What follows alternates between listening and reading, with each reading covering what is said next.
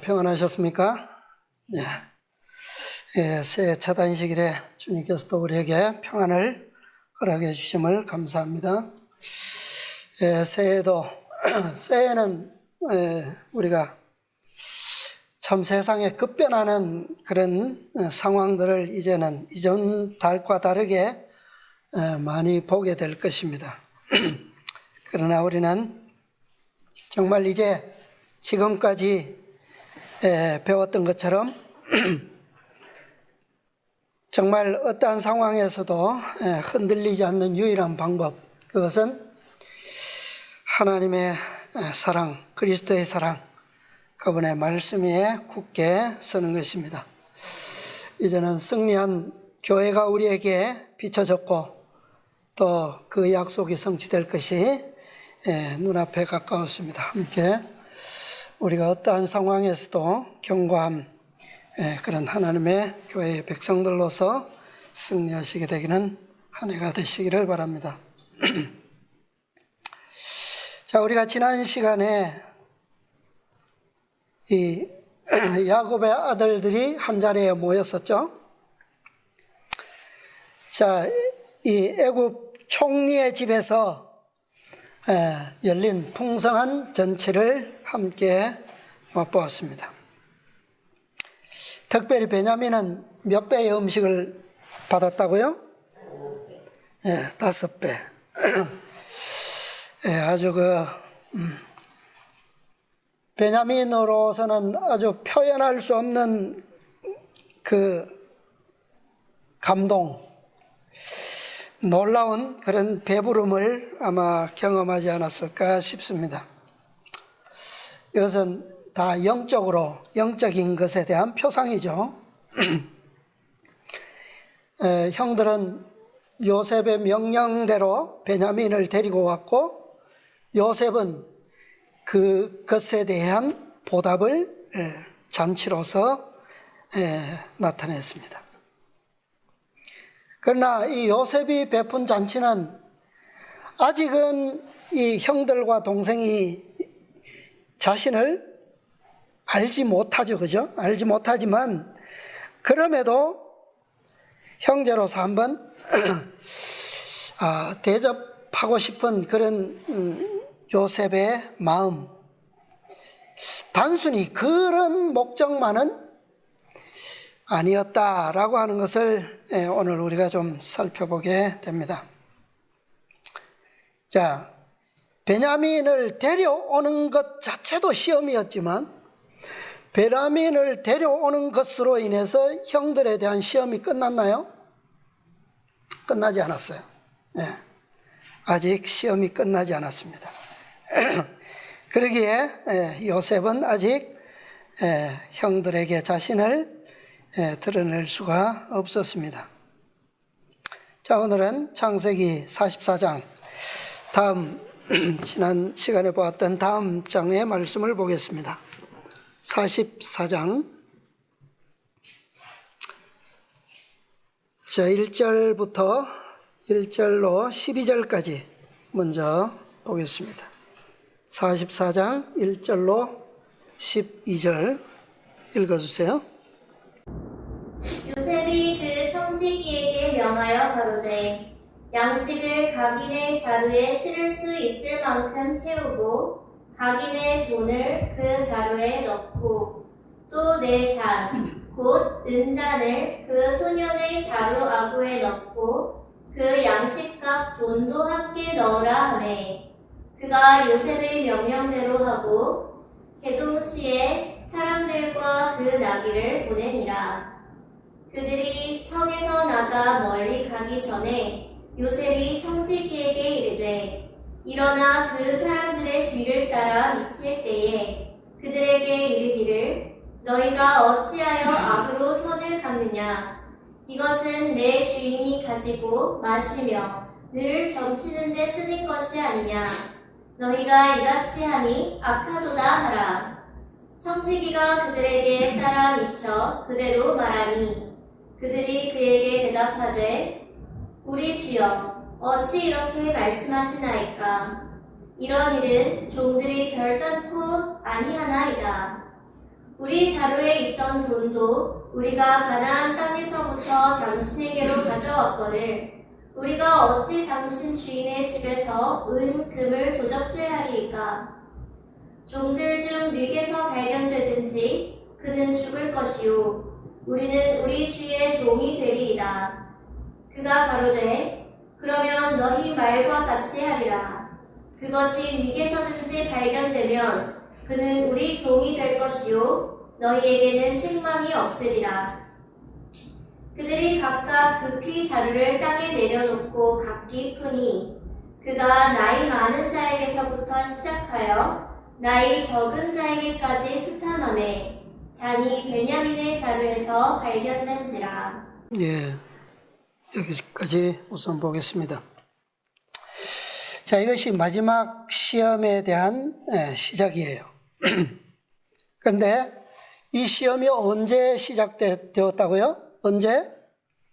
3절에 보니까 이 계동시에 라고 나오죠. 출발과 동시에 시험이 시작되는 것입니다. 자, 이 계동시라고 하는 것은 한자가 표기된 성경을 보시면 이해가 쉽습니다만 이 계동시가 뭐예요? 아침을 이야기하죠. 아침. 날이 밝기 시작하는 동쪽에서 해 뜨는 때를 의미합니다. 자, 이 시험을 우리가 현대적 사건으로 생각해 본다면 이 시험이 어떻게 시작될 것 같아요?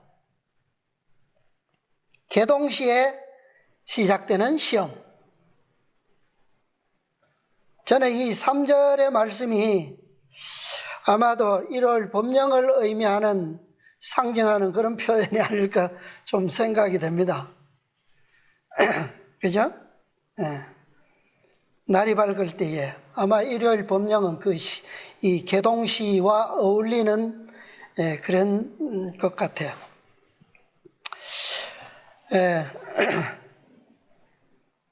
자, 그래서 이제 시작이 되어서 또 하나 생각해 보는 것은 따라잡아서 청지기가 그들을 따라잡아서 이제 조사를 시작하죠. 그런데 그 조사를 어떤 순서로 하게 됩니까? 자, 지난 시간에 잔치석상에 앉았던 서열 기억하시죠? 예. 지금 이 은잔을 지금 조사하는데 그 조사하는 순서도 어떻게 해요? 이 장자로부터 시작해서 이 나이 순서대로 그렇게 하고 있습니다. 자, 이것이 의미가 있겠죠. 오늘날 우리가 이것이 어떻게 정확하게 현대 사건과 연결될지는 우리가 또 깊이 생각하면서 또 앞으로의 상황을 우리가 예의주시하면서 우리가 적용할 필요는 있지만 어쨌든 이 두 번의 이 차서대로 모든 것이 이루어졌다라고 하는 사실은 그냥 있는 일이 아님을 또 우리가 알 수가 있습니다. 자, 이 방금 읽은 말씀에서 가장 먼저 생각해 볼 말씀은 이 말씀이에요. 너희가 어찌하여 악으로 선을 갚느냐. 4절. 자, 이 말씀을 보니까 사도 바울의 말씀이 생각나는 게 있죠. 자, 너희가 어찌하여 악으로 선을 갚느냐. 여기에 이 말씀에서 갚느냐라고 하는 이 단어의 원어를 보니까요, 샬람이라는 단어인데 샬람 뜻이 뭐냐 하면 완전하다, 완성하다, 온전하다 뭐 그런 뜻이에요. 다시 말하면 이 의미를 이 성경절에 우리가 대비해 보면 어떤 의미가 됩니까? 완전한 선, 완전한 의를 무엇으로요? 완전한 악으로 와전시켜버릴 때. 그죠? 그렇게 될 때에 운명은 결정된다는 거예요. 예. 이것은 마음의 완악함의 절정을 의미하는 거예요. 그 다음에 죄의 잔이 넘치는 것을 의미하는 겁니다. 예. 자, 오늘 우리 교과에서도 잠시 언급되었지만 인간의 마음의 완고함의 절정, 그것은 더 이상 뭐가 없음을요, 더 이상 그들에게는 은혜되지 않는 상태를 의미하는 거예요. 예. 이것은 성경적으로 다른 말씀에 보면, 마태복음의 말씀에 보면 유일하게 용서받을 수 없는 죄예요. 그게 뭡니까? 성령을 거스리고 회방하는 죄예요. 그러니까 우리가 지금 이 단어에 비추어서 보면 성령을 거스리는 죄는 용서받을 수 없다. 그럼 무슨 뜻이에요, 사실은? 그들이 아무리 성령으로 역사하고 성령의 은혜로 그들에게 빛을 비추어주고 양심을 깨우쳐줄지라도 더 이상 그 은혜가 되지 않는다는 거예요. 은혜되지 않는다는 거예요. 그것은 다른 말로 하면 그들의 마음이 뭐 되었다? 완고하게 굳어버렸다. 어떤 역사가 와도 그 상태는 돌이킬 수 없다는 거예요. 그렇기 때문에 그 죄는 용서받을 수 없는 죄가 되는 겁니다. 그러니까 그것이 그래서 그런 것이 아니라 더 이상 은혜가 은혜될 수 없기 때문에 용서받을 기회가 없게 된다는 말이에요. 자, 사도 바울은 아까 제가 말씀드린 것처럼 로마서에서 뭐라고 말씀했어요? 너희는 악에게 지지 말고 선으로 악을 이기라. 그러니까 사도 바울의 이 권면처럼 의인들이 선으로 악을 완전히 정복할 능력을 갖추게 될 때 사도 바울의 모든 가르침에 의하면, 그죠? 이 절정의 의인들의 하나님의 교회에도 이런 절정의 때가 있어요, 없어요? 우리 교과의 제목이 지금 뭐예요? 승리한 교회. 이것은 이미 결정된, 이미 하나님의 교회가 완성되고 승리한, 다시 말하면 그리스도께서 이루시고 사도 바울과 사도들을 통해서 증거된 그 복음의 능력이 그리스도인들을 통하여 뭐 되었다는 겁니까? 그분의 능력이 죄를 완전히 정복할 수 있는 능력이 갖추어졌다는 거예요. 그죠? 그러니까 결론이 나오는 거죠. 그렇게 될 때에 악인들의 죄의 잔은 뭐 한다? 채워진다는 거예요. 제가 항상 말씀드리지만 선악의 대쟁투는 일방적으로 기울지 않습니다. 항상 어떻게 간다고요? 비례한다고요. 의의 능력이, 의의 역사가 차면 죄의 역사도 그만큼 차는 거예요. 그러니까 교회를 통해서 그리스도의 완전한 의가, 거룩함이 교인들의 품성으로 드러나게 될 때 저들은 저들의 악의 잔을 완전히 채우게 된다는 거예요. 사도 바울의 경험을 보면 뚜렷하죠. 우리 지난 시간 교과에서 보았죠. 사도 바울과 누구의 비교입니까? 네로의 비교를 통해서, 품성의 비교를 통해서 그걸 볼 수 있는 거예요. 한쪽은 의의 완성, 한쪽은 죄의 완성. 그것을 보여주는 거예요. 그러니까 이러한 선악의 절정은 순종에 대한 최후의 시험을 통해서 나타납니다. 그런데 그 시험이 바로 무슨 시험이라고요? 오늘 읽은 말씀에서 보면 무엇으로 시험했습니까? 은잔의 시험이에요. 자, 여러분 잘 기억하시죠? 이사야 8장 20절 첫 머리에 어떤 말씀이 있어요? 마땅히 율법과 증거의 말씀을 좇을지니. 일요일 법령이 내리면 하나님의 백성들이 지키는 은잔이 세상에 발견됩니다. 그게 뭐예요? 그게 안식일이죠. 하나님의 율법. 이 안식일의 은잔을 통해서 사단의 율법인 일요일에 대한 불법적 특성이 어떻게 될 거예요? 온 천하에 완전하게 드러날 것입니다. 그죠? 안식일이, 완전한 안식일이 드러나지 않는 한 가짜 법령은, 일요일 안식일은 그게 옳은지 옳지 않은지 알 수가 없어요. 자, 그런데 오늘 이 말씀에 보니까 이 잔을 뭐 했다고요? 어떻게 했다고요? 8절에 보니까 우리가 어찌 당신 주인의 집에서 은금을 도적질하리까? 이 요셉의 잔,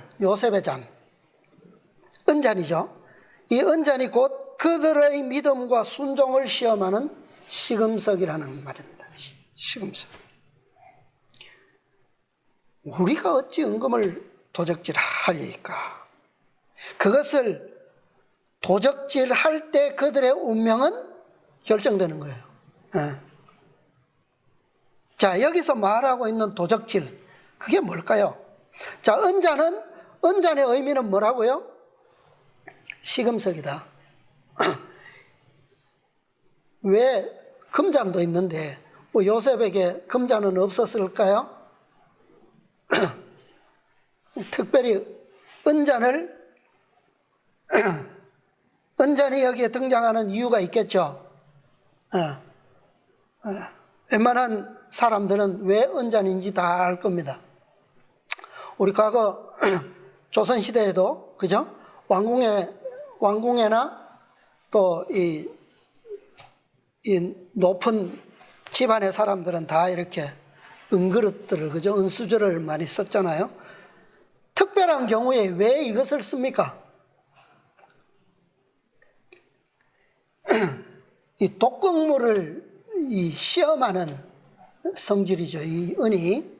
그래서 비소라든가 이런 아주 생명에 치명상을 입힐 수 있는 그런 독극물의 유무해를 가릴 때에 이 은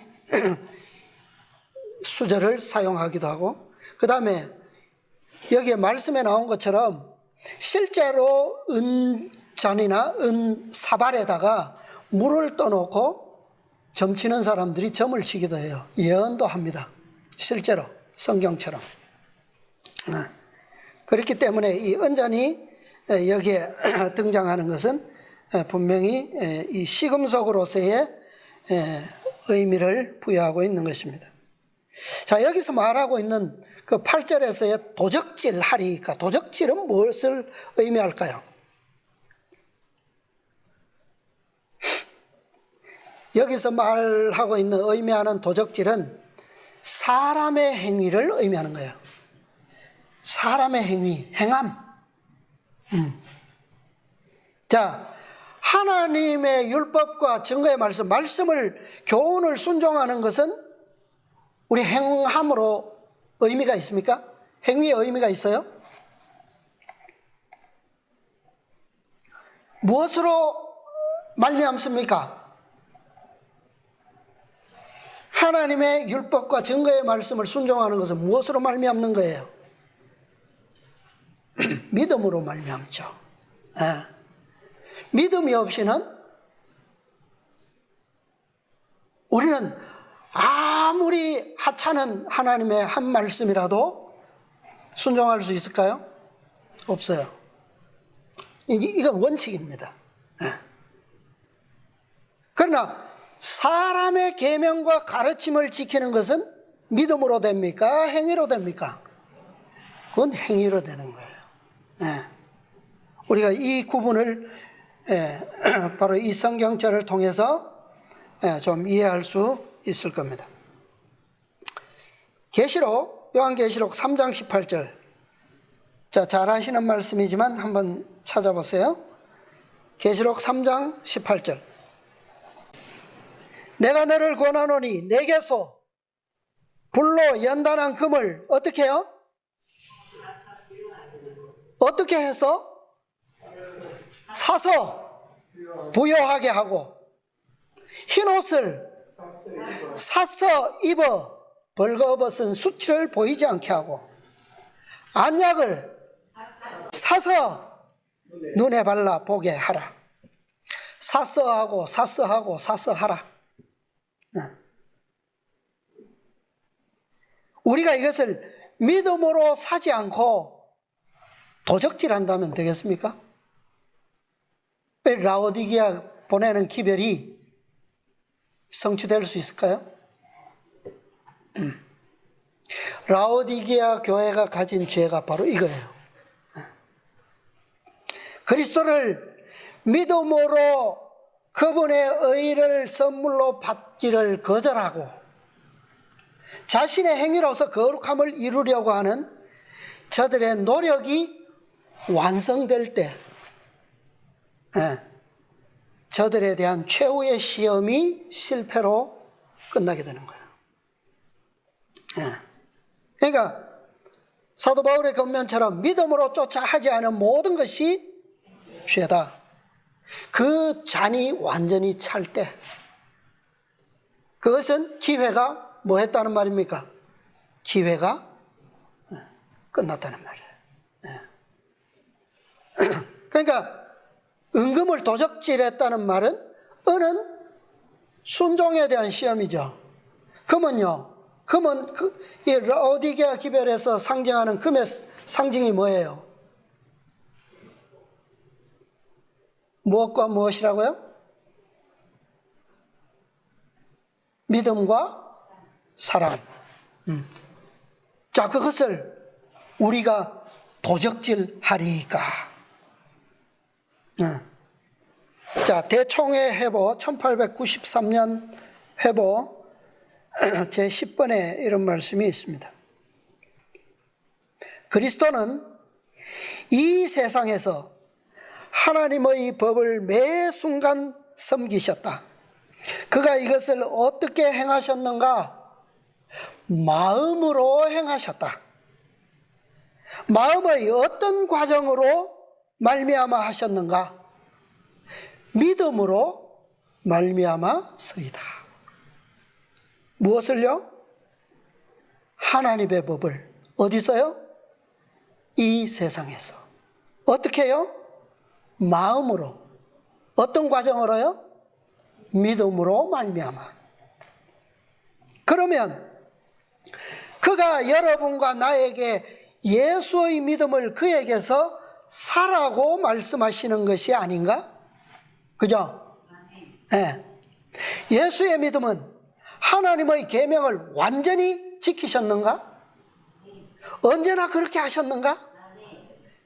그리고 그것이 사랑으로 역사하는 믿음이 아니었는가? 사랑은 율법의 완성이다. 그러면 그가 내가 너를 권하노니 내게서 불로 연단한 금을 사서 부요하게 하고 흰옷을 사서 입어 벌거벗은 수치를 보이지 않게 하고 안력을 사서 눈에 발라 보게 하라고 말씀하실 때 그것이 셋째 천사의 기별을 말하는 것이 아닌가?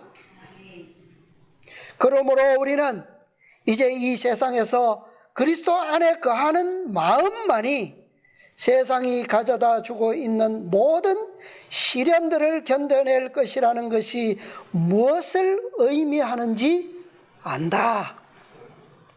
예. 자, 라오디게아 교회에 보내는 참된 증인의 권고에서 이 필수 요소 4개서 사서 하고 사서 하라 라고 하는 이 필수 요건은 무엇으로만 가능하다고요? 무엇으로만요? 어떻게 해요? 믿음으로 어떻게 하라고요? 믿음으로 사서 하라는 거예요. 누구에게? 내게서 그랬잖아요. 그죠? 자, 그 다음에 좀 넘어갑니다. 자, 44장 16절로 18절. 16절로 18절. 유다가 가로되 우리가 내 주께 무슨 말을 하오리이까? 무슨 설명을 하오리이까? 어떻게 우리의 정직을 나타내리이까?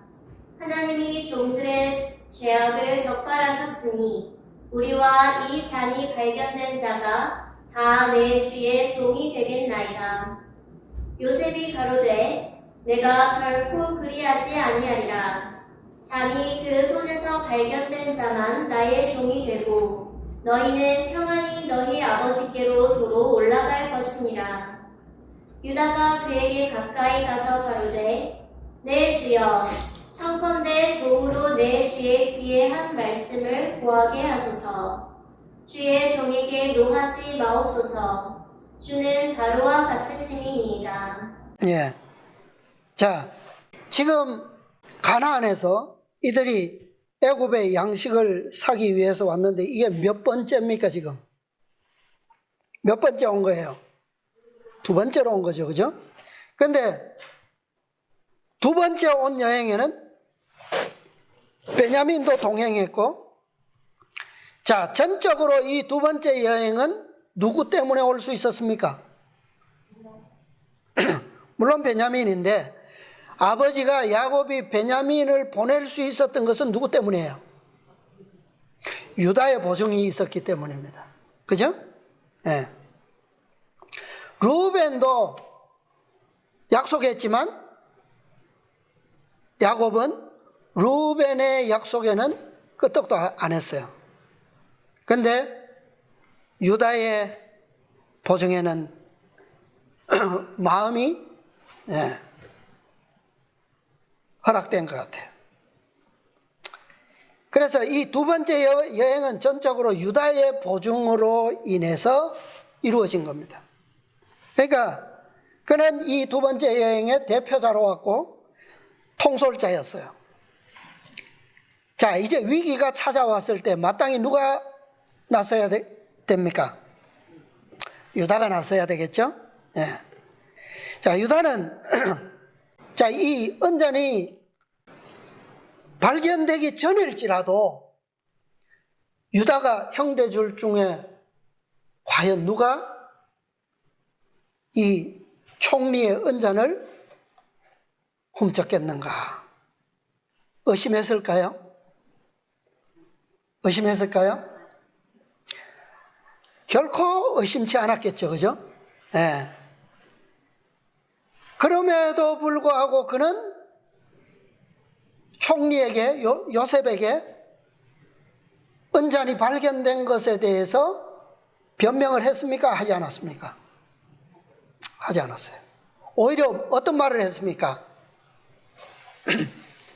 어떻게 말했어요? 누가 우리의 죄악을 적발하셨다고요? 16절에 하나님이 종들의 죄악을 적발하셨으니, 예, 우리와 이 잔이 발견된 자가 다 어떻게 되겠다고요? 다 주의 종이 되겠다. 아주 그냥 마땅함을 그렇게 인정했어요. 아니, 형제들 중에 진짜 이렇게 할 사람이 없다는 것이 확실한데도 불구하고 결코 누군가를 의심할 수 없는 그런 상황임에도 불구하고 그것을 변명하는 대신 뭐 했어요? 억울하잖아요, 한편으로 보면. 그런데 억울함을 이야기하는 대신에 우리 모두가 다 종이 되는 것이 뭐하다고요? 마땅하다. 왜? 이 적발은 누가 하신 거라고요? 하나님께서 하셨다. 그리스도인들은 당연히 뭐 실수적인 죄도 범할 수 있고 또 때로는 고의적인 이기심에 팔려서 고의적으로 죄를 지을 때도 있죠. 그러나 뭐합니까? 회개하고 고백하죠. 네, 용서받습니다. 그런데도 우리는 마지막 때에 무엇을 당할 거라고요? 용서받았지만 그리스도께서 우리의 모든 죄값을 갚으셨지만 그럼에도 불구하고 우리는 마지막 때에 무엇을 당한다고요? 하나님께서 우리의 죄악을 적발하실 때가 온다고요. 그때는 우리가 뭐 할 수 없다고요? 변명할 수가 없어요. 왜? 사실이니까. 그죠? 네. 자, 유다가 그렇게 말할 때 요셉은 뭐라고 말합니까? 단호하게 말하죠. 결코 어떻게 하지 않겠다고요? 그리 하지 않겠다. 그 말은 무슨 말입니까? 다 종이 될 필요가 없다. 누구만 잔이 발견된 그만 종이 되리라. 자, 이 말을 들을 때 유다의 마음이 어떨까요? 심히 고민되지 않을 수가 없겠죠. 왜?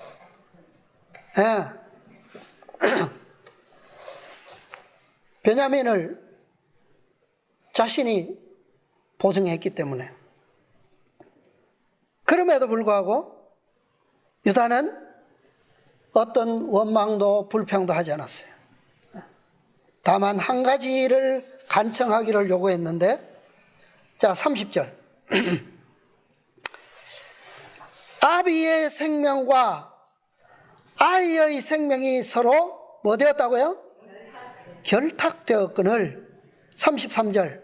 청컨대 주의 종으로 아이를 대신하여 있어서 주의 종이 되게 하시고 아이는 형제와 함께 도로 올려 보내소서. 내가 어찌 아이와 함께 하지 아니하고 내 아비에게로 올라갈 수 있으리이까.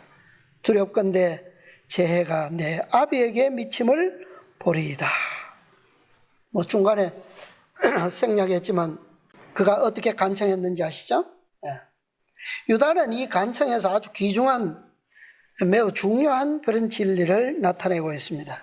30절에 보면 아비의 생명과 아이의 생명이 뭐 되어 있다고요? 서로 결탁되어 있다. 아버지의 목숨과 베냐민의 목숨이 서로 결탁되었다는 거예요. 자, 여기에 이 결탁이라고 하는 말을 히브리어 원어로 보면 카샤르입니다. 카샤르. 이 뜻이 뭐냐면 함께 매다, 묶다, 연합하다, 그런 말이에요. 그러니까 이 아비의 야곱의 목숨과 베냐민의 목숨은 서로 뗄래야 뗄 수 없는 관계라는 거예요. 자, 이것은 우리에게 단순하지만 많은 것들을 가르쳐 줍니다. 자, 첫째는 이 아버지와 아들의 생명이 결탁된 관계, 어디에서 우리가 볼 수 있어요? 누구를 통해서? 하나님과 그리스도의 생명이 결탁된 것을 우리가 알 수 있죠. 의미합니다. 자, 그 다음에 두 번째는요.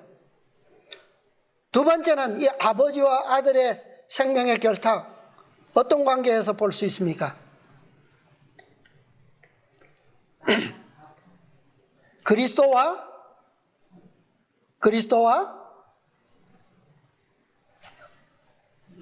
예, 우리죠. 구원받을 죄인들의 생명, 지구의 관계입니다. 그렇죠? 결탁되어 있어요. 자, 세 번째는요. 세 번째 관계는 또 어떤 관계일까요? 자, 이해가 되실지 모르겠는데 허다한 무리와 14만 4천인 간의 관계입니다. 이 둘의 구원은 직결되어 있어요. 그렇죠? 네. 그 다음에는 14만 4천인과 마지막 지파, 자, 초기문집에 지난 시간들에도 읽었지만 셋째 천사의 기별에 마치는 것이 어떻게 맞춰진다고요? 어떤 보고로 맞춰진다고 그랬습니까? 숫자가 14만 4천인 수가 찼음을 보고할 때 그리스도의 중보 사업은 끝난다고 그랬어요. 그래서 1844년 이후로 인침을 받은 14만 4천인들과 최후의 14만 4천인은 서로 어떤 관계다? 하나의 생명으로 결탁된 관계다라는 겁니다. 완전한 구성을 의미해요. 자, 이 모든 관계들은 완전을 의미하는 겁니다. 떨어지면 뭐예요? 불완전이고, 불완전은 곧 무엇을 의미합니까? 그것은 생명이 될 수가 없어요. 죽음이에요. 죽음. 사망. 자, 이런 모든 관계들을 볼 때에 이 지구에서 구원받을 백성들, 이들은 창조로 말미암았으나 지금 우주 공간에는 뭐가 있어요? 빈 공간이 있죠. 그죠? 예. 빈 공간으로 인한 하늘의 불완전이 지금 있다는 거예요. 지금. 그래서 이 지구의 구속이 완전을 이루지 못하면 결국 하늘도 어떻게 돼버리는 거예요? 불완전 가운데 남게 되는 거예요. 그러니까 이 마지막 백성의 마지막 베냐민 한 사람의 구성이 중요합니까? 예, 중요하죠. 예. 자, 이것이 바로 마지막 시험을 통해서 이루어질 성취될 그런 구속의 경륜입니다. 부조화 선지자 230페이지 짧은 문장인데 제가 읽어보겠습니다. 부조 230조. 요셉은 만족하였다. 지금 이 관련 기사에서 나오는 요셉의 입장은 어떤 입장일까요? 공의의 입장에 있는 거예요. 지금. 네. 요셉은 만족하였다. 그는 그의 형들에게서 참 회개의 열매를 보았다. 유다의 고상한 제의를 듣고 요셉은 그 형제들 외의 모든 사람들을 나가도록 명하였다. 그리고 큰 소리로 울면서 그는 나는 요셉이라 내 아버지께서 아직 살아 계시니까 라고 부르짖었다. 자, 완전은 이렇게 이루어지는 겁니다. 마지막, 그죠? 베냐민이 형들과 함께 연합된, 그리고 완전한 조화를 이루는 것을 본 요셉. 그는 자신을 드러내고, 그리고 이 12 지파, 12형제의 완성을 이렇게 이루게 되는 것입니다. 네. 자, 여기서 우리는 지나온 시간들을 통해서 살펴보았지만 요셉의 위치, 그 다음에 베냐민의 위치, 그 다음에 10형들의 위치, 요 세 부류의 위치를 우리는 이 마지막 사건들을 통해서 우리가 의미를 부여할 수가 있습니다. 자, 여기서 요셉이 만족한 것은 무엇 때문이에요? 무엇 때문에 요셉이 형들을 받아들이고 자신을 나타낼 수 있었습니까? 결정적으로 유다의 희생정신, 자아부정을 의미하는 중보. 자, 이 유다의 희생정신과 자아부정, 누구를 대표하는 겁니까? 그리스도의 완전한 의와 중보를 표상하는 거예요.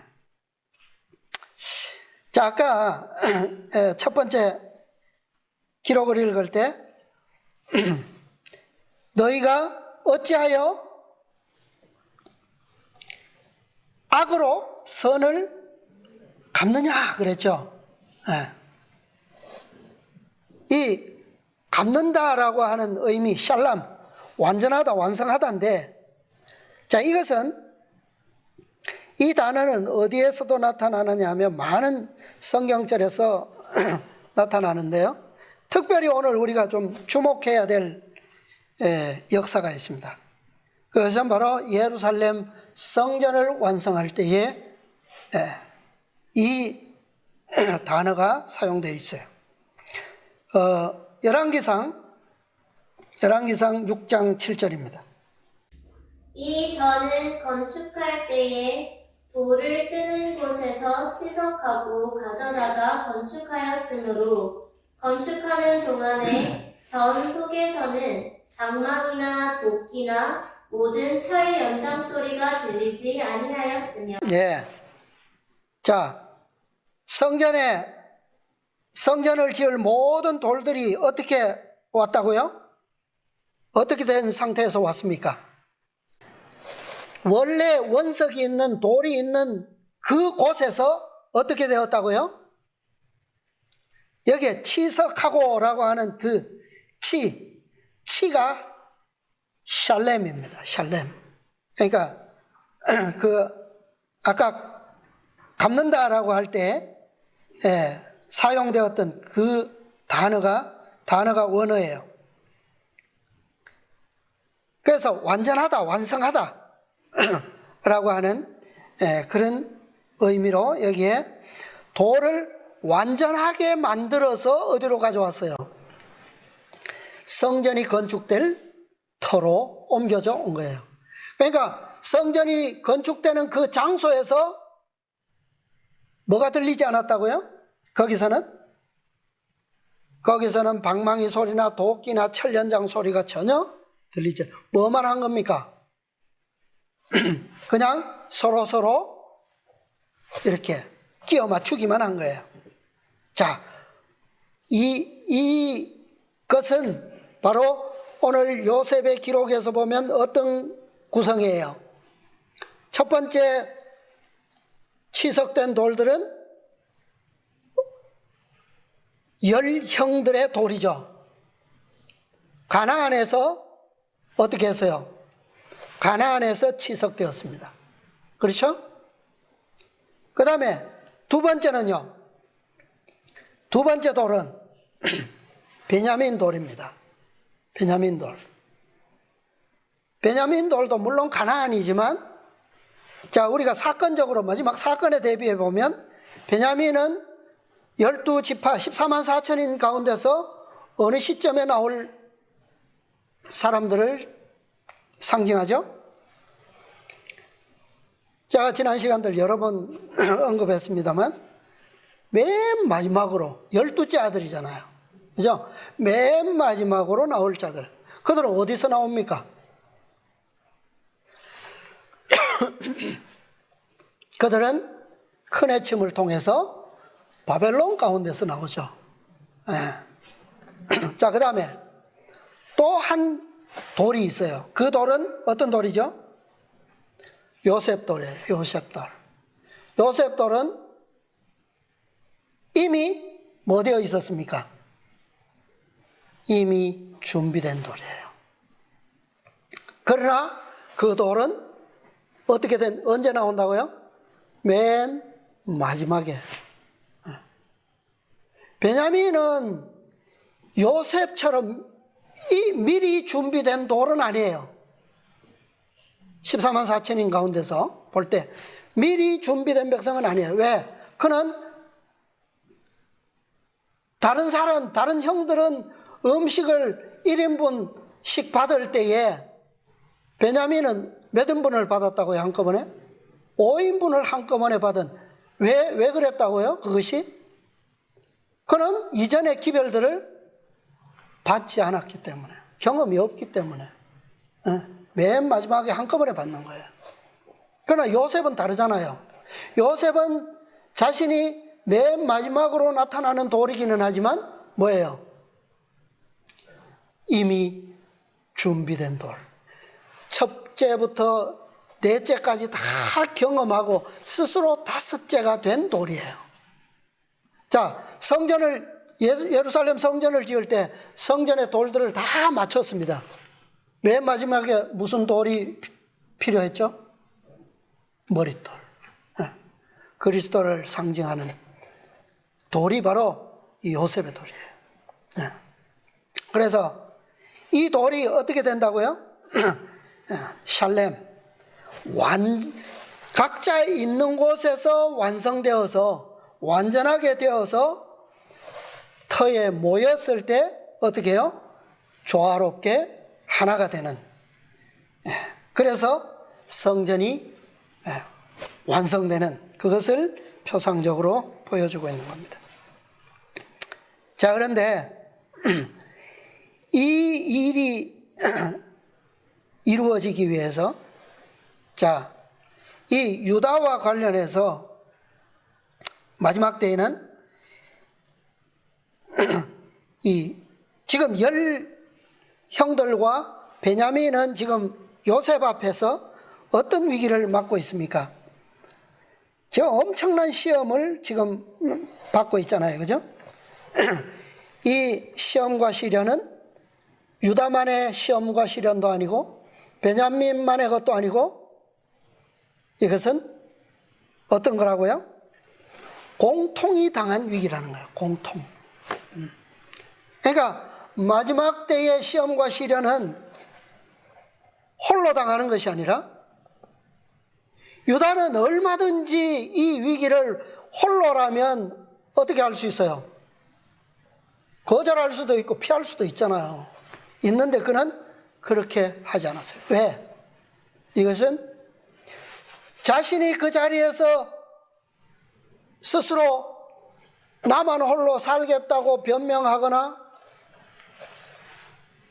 자신을 위해서 변호할 그 순간에 이 12는 어떻게 됩니까? 어떻게 될 수밖에 없어요. 똑같이 아무것도 해결이 안 되는 거예요. 그죠? 이 시험을 통과할 수가 없게 되는 겁니다. 그래서 공통적 시험과 시련 앞에서는 유다처럼 어떻게 해야 되는 것을 볼 수 있어요? 교회의 허물이, 교회의 실패가, 교회의 죄가 곧 나의 죄다. 나의 실패요. 나의 허물이다라는 거예요. 역대의 성전 건축자들의 마지막 개혁 사업은 다 그렇게 이루어졌어요. 다니엘이 죄가 있어서 기도하고 회개했습니까? 느헤미야가, 에스라가 자신들이 불순종하고 죄가 있어서 백성들을 위해서 그렇게 희생하고 회개했나요?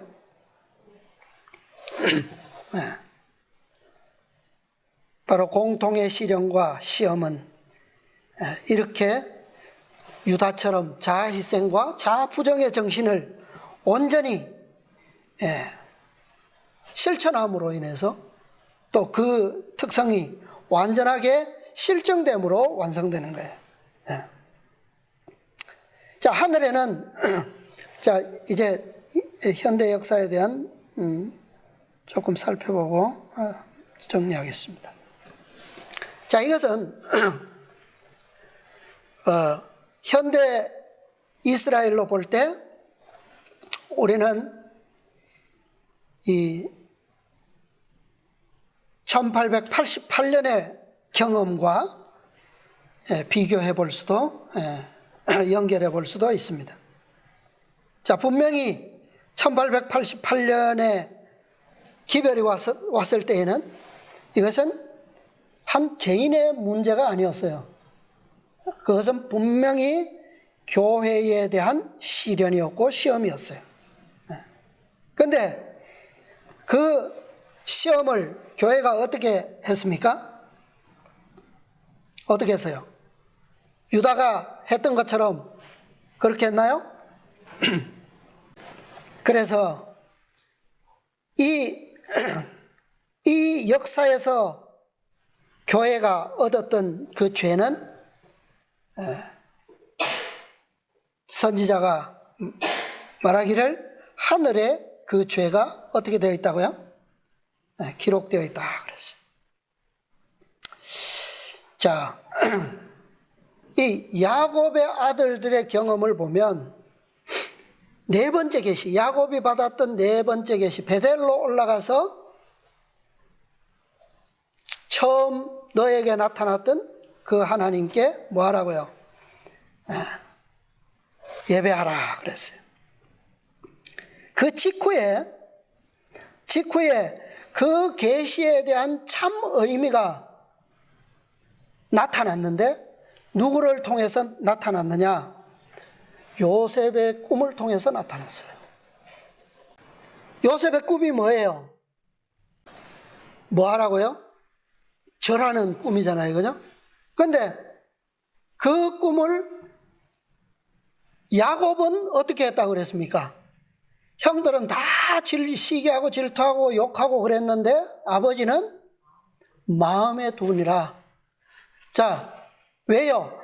야곱은 이미 경험을 통해서 이 꿈은 그냥 우연의 꿈이거나 의미 없는 꿈이 아니고 이것은 누구의 섭리라는 것을요? 하나님의 계시라고 하는 것을 이미 자신의 경험을 통해서 뭐 하고 있는 겁니까? 알기 때문에. 그죠? 그래서 그 아버지가 그랬던 것처럼 아들들도 어떻게 해야 했습니까?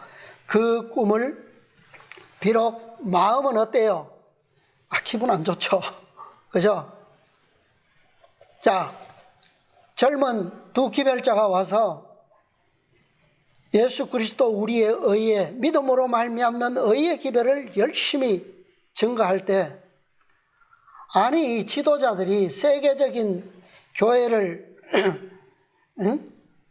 이끌고 있는 지도자들이 모인 자리에서 정말 그 그리스도인으로서는 초보적인 복음 아닙니까? 그죠? 기본적인 복음인데 그것을 믿음으로 받아들이는 시인하고 받아들인다고 하는 것은 어떤 거예요? 사실은 좀 초보적인 것들을 받아들인다고 다시 새삼 배우고 젊은 후배들을 통해서 그 기별을 듣고 배우고 아멘 한다라고 하는 자체가 뭐예요? 자존심이 좀 상하는 일이잖아요. 그죠? 지금 요셉의 꿈에 그래? 그것을 긍정적으로 받아들이는 것은 형들에게 있어서 뭡니까? 아주 모욕적인 거죠. 그랬다는 거예요. 그러나 사실은 그것이 진실로 그들이 하나님의 그 계시를 받아왔던 야곱의 아들들이라면 그것을 어떻게 해야 하는 겁니까? 그럼에도 믿고 비록 그것을 아주 기뻐하지는 않을지언정 그것을 거절하거나 시기 질투해서는 안 되는 거죠. 자, 그래서 그 꿈에 의해서 이 열 형들은 어떤 죄를 지었습니까? 전체가 모의해서 요셉을 어떻게 했어요? 팔아버린 거죠. 바로 그리스도의 의를 어떻게 한 겁니까? 거절한 것과 같은 거죠. 자, 근데 이것은 또 다른 역사에서도 똑같이 나타났는데, 훗날 야곱의 후손들이 출애굽을 할 때 광야에서도 똑같이 일어났어요. 가데스에서도 동일한 상황에서 공동의 죄가 시작됐어요. 자, 12명이 가나안 땅을 정탐하고 왔습니다. 그런데 몇 명이요? 몇 명이 두 명을 시기하고 거절했죠? 10명이. 요셉의 형 10명이 요셉을 거절했던 것처럼, 똑같이 10명의 정탐꾼들이 두 형제를 시기함으로 거절했어요. 자, 선지자 왕, 우리는 이제 이 상황이 유다의 그 변화되고 회개한 그 때의 공동적 운명과 그 시험과 시련의 때 직전에 우리가 와 있는 거예요, 이제. 자, 이때에 우리는 누구의 모본을 따라야 되는가? 여호수아와 갈렙이 믿음의 편에 서서 그렇게 충성했다고 해서 그들은 40년 광야를 안 돌았습니까? 존수와 와그나가 자신들의 기별이 거절당했다고 해서 그들은 재림교회 안에서 그렇게 지체되는 경험에서 제외되었어요. 자, 선지자왕 선지자왕 273페이지인데요. 때때로 지상의 교회는 시련과 고통을 당하게 되는데 이는 혹독한 투쟁이 없이는 교회가 승리할 수 없기 때문이다. 환난의 떡, 고생의 물은 교인 모두의 공통의 운명이지만 구원하시기에 능하신 하나님을 신뢰하는 사람들은 아무도 완전히 억눌리지 않을 것이다. 40년 동안 반역자들과 함께 이미 죽음의 운명이 선고된 그 백성들과 함께 여호수아와 갈렙이 40년 동안 운명을 같이 하면서 고생을 같이 했지만 그들의 믿음은 뭐하지 않았다고요?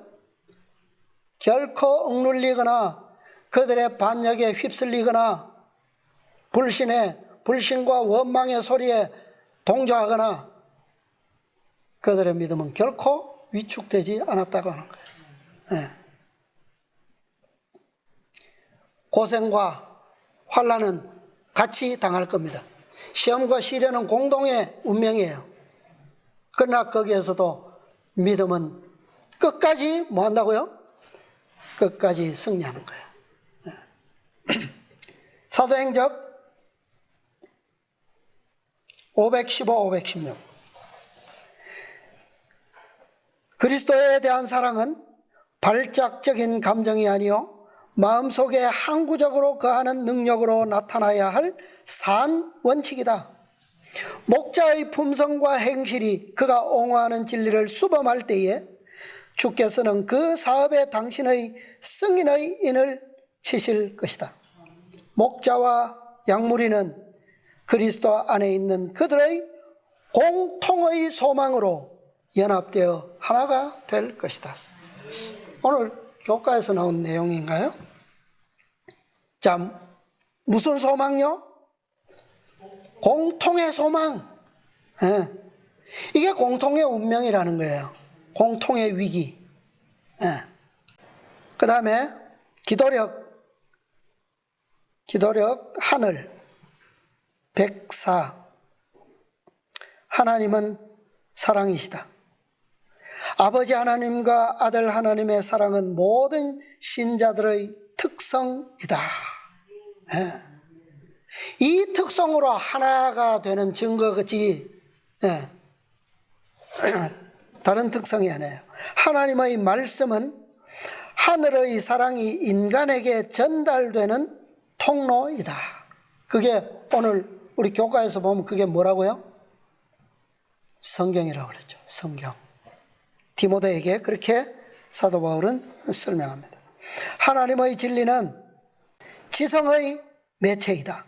성령은 하늘의 대리인들과 동역하는 인간, 그분을 보는 것처럼, 다시 말해서 지상에 계셨던 그분을 보는 것처럼 모든 것을 참고 견디며 마음과 품성을 변화시킨다. 진리를 믿고 성령을 받아들일 때만 완전한 사랑을 누릴 수 있다. 나는 현대 진리를 믿는다고 주장하는 모든 사람들에게 그 진리의 실천을 촉구한다.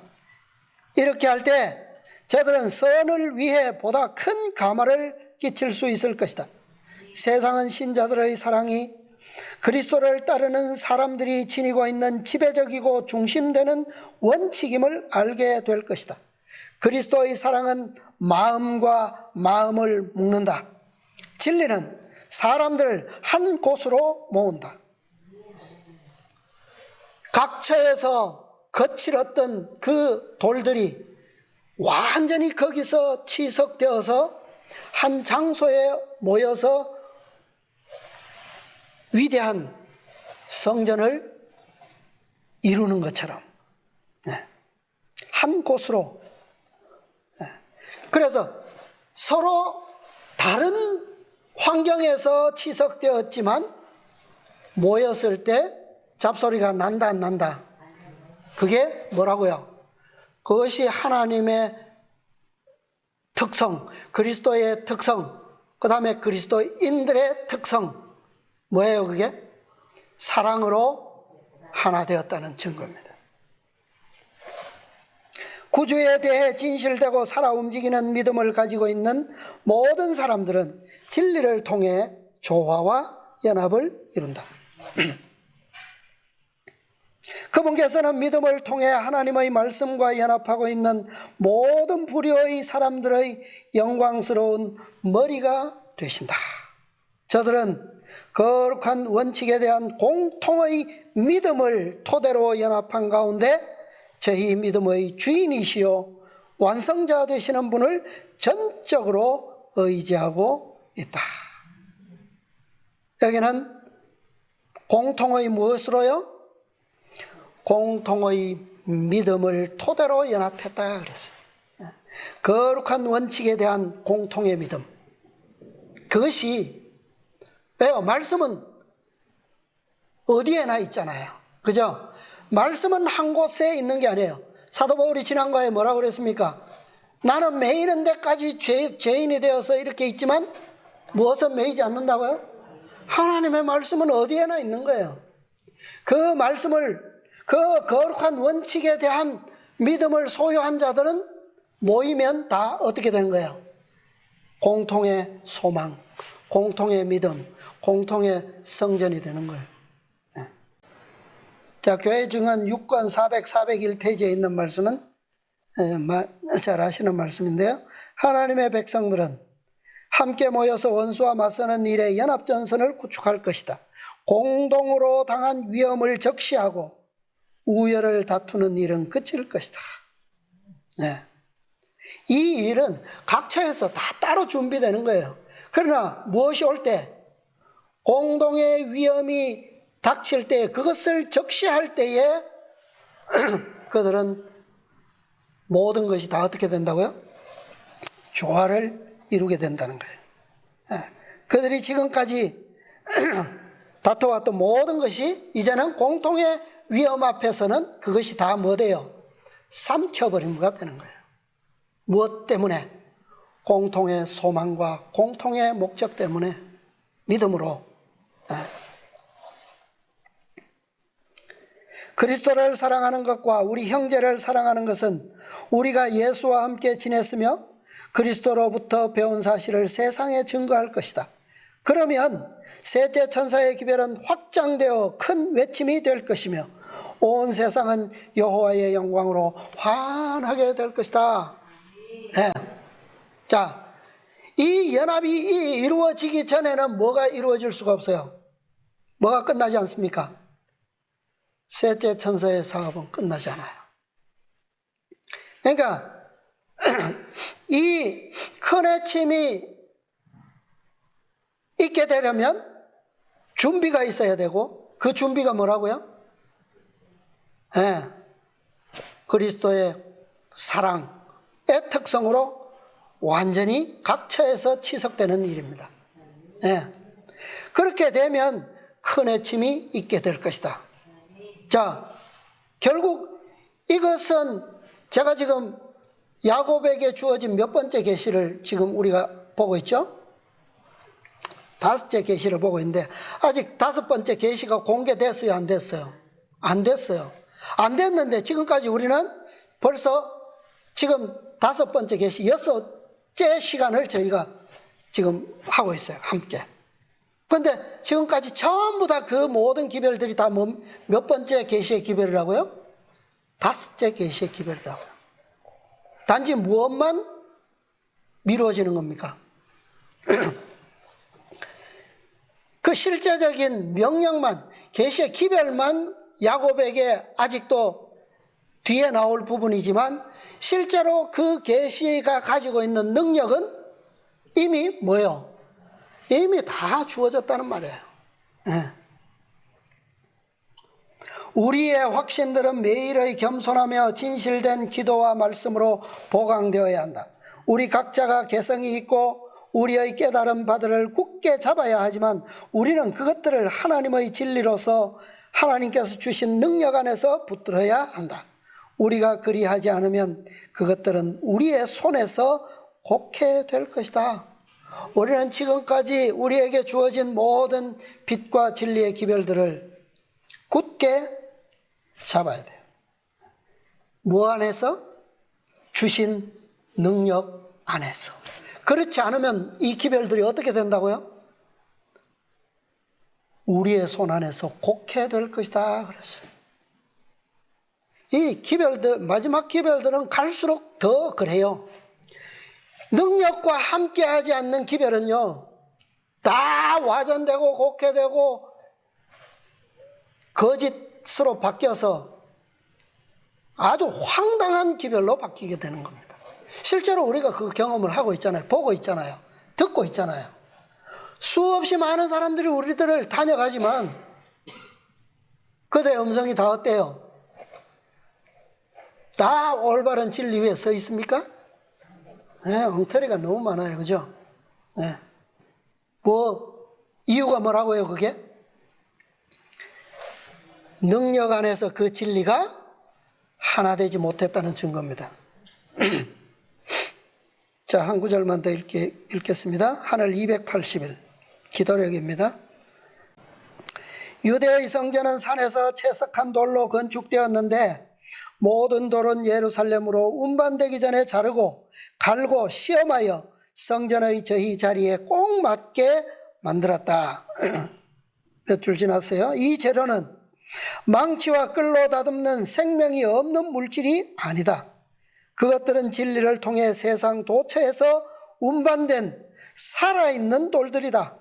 성전의 주인인 크신 건축자께서는 저들이 영적 성전의 제자리에 들어갈 수 있도록 저들을 자르고 다듬으신다.